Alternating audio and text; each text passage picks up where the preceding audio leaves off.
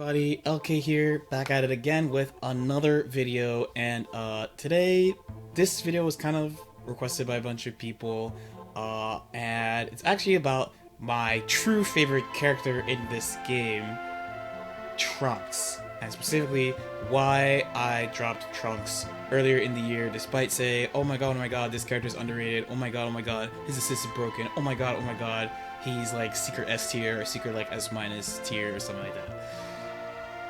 So let's just pick the squad. This is a little story about what I ran through in 2019. So you gotta remember last year's World Tour Finals. I went to the LCQs and I played this team. This was the last time I played Ginyu. As you may or may not know, I think Ginyu has the buttons of a 5-year-old and is super unstable to play in tournaments at high level. Of course, like, my goal is to like perform well, right? So Ginyu, while he was really fun, like more fun than I thought he was gonna be, I kind of picked him up because I just thought he was gonna be stupid, and I ended up really enjoying him and liking what he did for my game plan. But like, over time, I noticed like there is no way a Ginyu player can win a major. Like, if that happens, that is like really lucky. It's really hard to win with him at the end of the path, and I think it kind of shows in my results too. Like, I had a bunch of like top 8s at big tournaments and stuff with him, but I found it pretty hard to get into like a top 4 or top 3 situation with him. This team was the last team I played. It's a pretty dumb team, I'll explain it sometime. But after the World Tour Finals, I was like, alright, new year, new season, new me, what are we going to do? And the first thing I decided to do was to play Bardock, right? So we didn't even have character changes yet. I mean, we all kind of knew Bardock is kind of nerf proof. They kind of have to really dump him into the ground, and even though people are dropping him right now for like, let's say like Kibu or something like that, he's still like a top 5 character, and he still has a lot of viability in the game. You still see him a lot. So before I actually went back to my old homie Trunks, I actually played this. This was the team I ran right after World Finals. I was a little inspired by Alyun, okay? A little inspired by him. Majin Buu is really sick when played at high level. Really clean, really crisp, good mix-ups, good damage, good corner carry, just good stuff. But after playing it for a while, I was like, man, you know, the only thing about Majin Buu that I don't like is like, you really can't ever make mistakes, like ever. And this team, like, I feel like he needs to be enabled to be the absolute strongest he could be. So like, he needs like at the time, because it's pre-GT still, like an SSJ Goku or SSJ Vegeta, and it made sense why Alyun played the type of characters he played with Majin Buu the whole time. So I was like, alright, Majin Buu, that's not my man's. Why not Trunks? Like, why not Trunks? Because this is when I started really thinking about like jumping and floating and a lot of things that were common in the game at the time. Trunks is the whole reason why I still played the game at that point, if that makes sense. So in season 1, I didn't like the game that much. I picked up Trunks and I was like, oh wait, this game's sick. So I was like, why not go back to Trunks? Let's swap out Majin Buu for Trunks and go with that. And within like a week, like, so he's of course I played him last year for a long time, right? I played him last year for like 4 or 5 months, something like that. So with that experience, and then like all the new stuff he had, and the character patches coming out, I was feeling pretty good about him. He's kind of a rare character, definitely on East Coast. Actually, I think in the US in general, he's pretty uncommon. So of course, like, I was starting to do really well with him. This team has like a lot of super sick stuff for him, and probably the thing that really caught people off guard was that I was actually using the character. So most people who play Trunks, they play Trunks at the back. I play Trunks in the middle, because I realized that, you know, Trunks has a lot of good mix-ups, he has good damage, good corner carry, he's got a really complete package. So use Bardock as the point. Let's turn off this guard cancel sparking. Right? Win the neutral Bardock, bring in Trunks, do what you gotta do, or like, you kill character Bardock, bring in Trunks, and then just run the rest of the game. Trunks sparking is amazing. It was a pretty good game plan. Pretty good rushdown team. And then like, if things were going bad, I had Yamcha. Yamcha's really good. They kind of buffed him. I'd say buff overall in season 2, Yamcha, a little bit. So I was feeling really good about it. So we played a few tournaments with this team. This team has a lot of like cute stuff. Like, of course, brought up Trunks like that. Yamcha has a bunch of stuff like this too, where you could do like, and Trunks comes from behind, or you can like call Trunks in neutral and then cross him up from full screen. Like there's a bunch of like cool stuff you can do with the team. Really, really, really fun team to play. But as time went on, because I played this team from, I would say, the end of March. I won House of Chaos with this team like the first week I played it. So that was like in March, and I played it through Evo. But I quickly realized this team has a bunch of small issues. So like most of the teams I played before, I would play them for a while, feel pretty good, and then find out like a pretty big issue with them. This team has a bunch of like small stuff, and probably the biggest thing, actually I only need Super Saiyan Goku, I think. The biggest issue with this team is that you can get super lamed out because Trunks doesn't go full screen, Yamcha doesn't go full screen. The reason why I ended up picking the team was because I kind of wanted to play a mid-range game, and Trunks goes really high, right? Like this, so Trunks, boom, right? Goes really high. But the more I used Trunks, because he was basically my neutral assist, my main neutral assist, the more I saw a few things. One, how much people overrate this. Two, how much people overrate this. And three, the weakness that this has. So even though I think it's an amazing blast assist, over time I noticed like small things that it pretty much only affected like high level play. But like my goal was, of course, like do well in tournaments and stuff, so I had to really consider these points. So let's start with this. Okay, so Yamcha assist, amazing assist. Most people at like low level, like casual level play would say like he's the best assist or arguably the best assist in the game. I think most high level players of the game think he's like in the top group of assists, but no way is he the best assist in the game. Why? So what does he do? So, right? He gives you mix up and he gives you like a nice fast scramble tool because he's a very fast assist.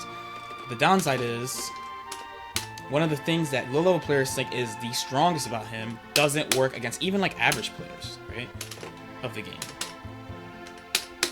Because here, they're going to get their air action back and then do whatever while Yamcha's whiffing on the ground. Yamcha doesn't do anything there, right? One of the most common neutral patterns that we talked about is this float thing. Yamcha does nothing to help you against this. Nothing, nothing, nothing. If you manage to catch them on the ground, then cool, you're golden, you call him, you do whatever mix-up you want, it's cool. But when they're floating around like this, you can't use Yamcha. That's what Trunks is for. This plan worked very well up into a certain level, but what happens when you call Trunks against jumping opponents is they can move, not only can they move much earlier than you think. Oops, is it on random? No, stop. They can move much earlier, much earlier than you think. It's not actually as big as it looks, depending on how you space it, so it's kind of hard to position, as you can see here. And it doesn't, the real important thing is that it doesn't go full screen. So between that and the way he travels, because you see how he moves forward like this, two things happen, right? One, against this movement pattern right here, right, my Trunks doesn't reach. So I would have to run, but if I run and they keep doing this ID back, which remember, a lot of people do this in neutral. You might see like in tournaments when people do like this kind of thing, I just stand there. But it's not because like I'm tilted or like I'm mad. It's because like when I see someone doing this, they're basically telling me I'm waiting for you to come at me. So I'm like, I'm just not gonna do it. I'm just gonna stand there and watch you do nothing for a little while. I don't care. I play GT to SSJ. I can control full screen. So if they're doing this multiple times and you have Trunks assists, Trunks will not get them. It's really hard. You have to dash really far to catch them, or somehow like line up and like hit them. See, it's still it's pretty hard. You have to line up and hit them like that, which still involves you kind of like approaching farther than you should. Like once you reach a certain line, they will like attack you, try to attack you or something. So it's kind of hard to do. The other thing is what other people who play Yamcha, so say like adult Gohan Yamcha is still pretty popular then, this thing is good against Trunks too. Okay, right? So this movement pattern. Why? Because Trunks, as you'll see here, when I call him, he'll go the other way. He won't go the way you want him to. I called him a little too fast there. So what you're supposed to do to fix that is you have to actually, like, either run under them like this, so he goes the right way, or you jump under so he goes the right way. Basically, you have to go under them so he goes the right way. Pretty difficult, especially considering that, like, they can call assist here, they can super dash at you, they could do like kid boot, they could do a bunch of stuff. So it's pretty hard to do. So what ended up happening long term is that not only did I feel like my win-loss was getting kind of unstable, like I had like really good wins earlier in the year with this team, but I felt like my bad losses were worse than they should be, and the games themselves, like the way the games got, were getting a little, it just felt too random. It felt too random. So despite Trunks putting in a lot of work, by the way, because this is another thing about him that you want to do when you play Trunks, a lot of people think, oh, his sparking is amazing. By the way, it is. It's super amazing. You can't block him when he's in sparking. You can't block him normally, but you can't block him in sparking for sure, right? But I'd have a lot of things where, let's say, if the common choice for using sparking, if one of the most common choices for using your sparking is to protect your team, to protect your three-man character team, what I ended up having to do because of playing this style of team is that, let's say someone has played me a bunch, they realize Trunks is like, let's say one of the things that puts my team together, right? So, okay, let's snap him, go after him. I use my spark on him. So over time, what ended up happening is that I wouldn't use my spark on Bardock. I would let Bardock die just to make sure I'd have a sparking on Trunks, because I felt like Trunks would probably take a character in sparking, which he probably would. So there was a lot of things coming together between how his neutral works with assists, like using his assists, how reliant my team's neutral was on him being in the game, how little he gets from other characters in neutral, mostly, compared to how much other characters get from him, and how my matches were going overall. Like, my wins were like super great, like I beat the Kill Stage, I beat Super Noon. My losses though, like there were times where I'd be getting out pools and losers, or like I felt like I'd play like against there's a really good Zamasu 21, I forget the third character he plays, and I feel bad that his name is escaping me right now because I played Guilty Gear with him a lot. He's a good player, but I felt like I couldn't get in on him. Someone tell me in the comments, please. I'm actually really fucking up by not knowing his name offhand. But like I was like, man, I can't get in on him. He just like he could just float away. I can't catch him. My neutral feels like it's like super random depending on what characters they're playing. And at Evo, it all kind of like came to a head together, and I was like, all right, like I think the team is good, but is it good enough for what I want to do or what I want to accomplish? And I didn't think that Trunks GT was going to work, so I decided to make the jump and go to the first extreme and play Bardock GT SSJ. And that's pretty much why I dropped him. I do literally think he is a super strong character. I don't feel like I'm the type of person who can deal with that much like instability in the game. Like in other fighting games, I really like the control aspect and managing things really well, and I think that's what most Trunks teams lack. Like most of the good Trunks teams, they all really heavily rely on him being there because he's good. So I didn't want to put all my eggs in one basket, I guess is probably the best way. Of course, in Season 3, theoretical Season 3, I want to try playing him again. But, like I said, with the tour in mind, like playing in that type of like high-pressure environment with a team that I feel like is inconsistent or like a little random, it just doesn't make me feel that good. So that's why I ended up dropping him. I still play him for fun. He's like one of my favorite characters to play in the game. He's sick. He's got all these tools. He's got all the stuff that I like a lot of tools that like when you look at it at a glance, it doesn't look that good. When you examine it, it's actually like really great. I want to go talk about him specifically more, but I figured I would start here and talk about why I dropped him after playing him for a while. The only other thing I'd say is I think I kind of screwed up by dropping him last year when I did, because the team I played last year when I dropped him I think is pretty bad by today's standards. But this year was a much more like informed choice. Okay, cool.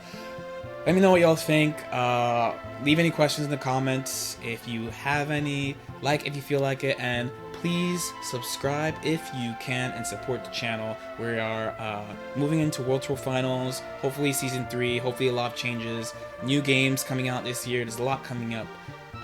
So stick around, and I'll see you next time. Peace out.